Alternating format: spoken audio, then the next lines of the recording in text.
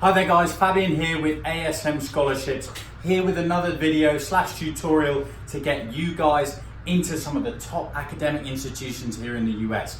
Particularly, we're going to be talking about the top 50 US colleges. So obviously, everyone in the world has heard about the Ivy Leagues, there's 8 in particular, but also, you've got some top institutions like Stanford's, your Dukes, your UCLA's, your Cal Berkeley's. How exactly do you get into these institutions? Now, some of these institutions have an acceptance rate of between 4 and 10%. Stanford, not even an Ivy League, is only a 4% acceptance rate.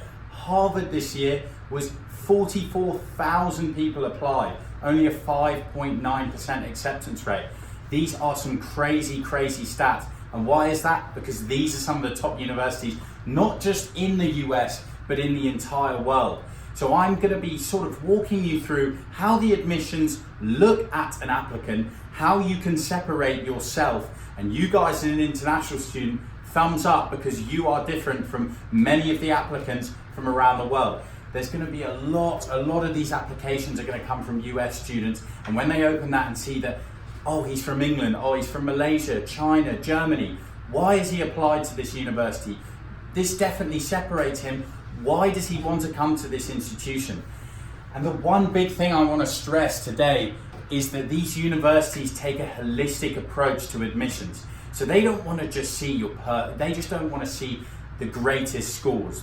You're a 4.0 GPA, you've got straight A's in school, you've got a perfect SAT score. In fact, Chris, my colleague, explained in another video, Harvard only accepted a quarter of the perfect SAT scores that came through. So what exactly is the holistic approach into looking at you as an applicant? What does this even mean?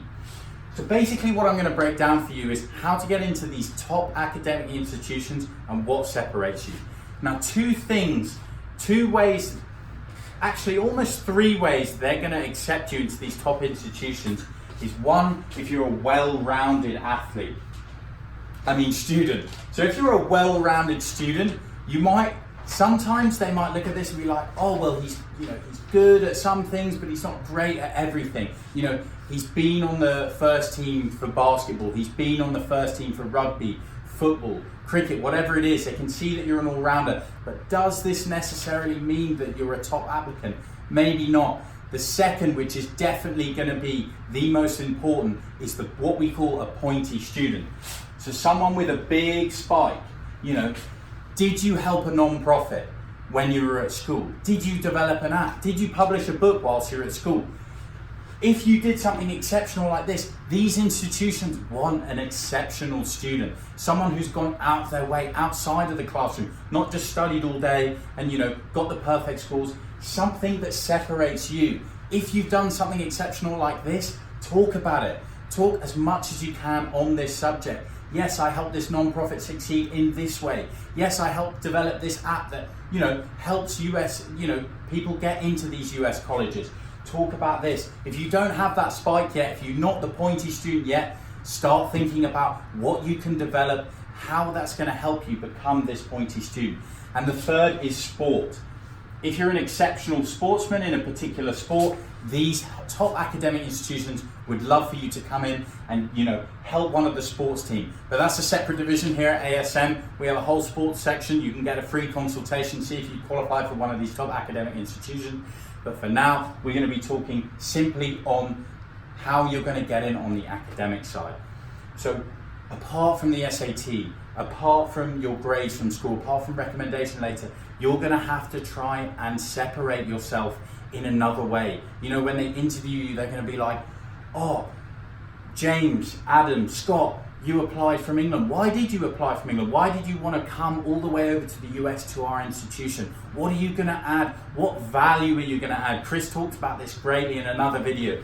It's all about adding value, so that they make sure you're not just another applicant who's going to come in, do everything they need to do, but then, do the classic thing, go to Wall Street, go into banking, go into finance. What's going to make you exceptional? What value are you going to add to this institution? And what are you going to teach? Most importantly, what are you going to teach other people on that university? That's what they want.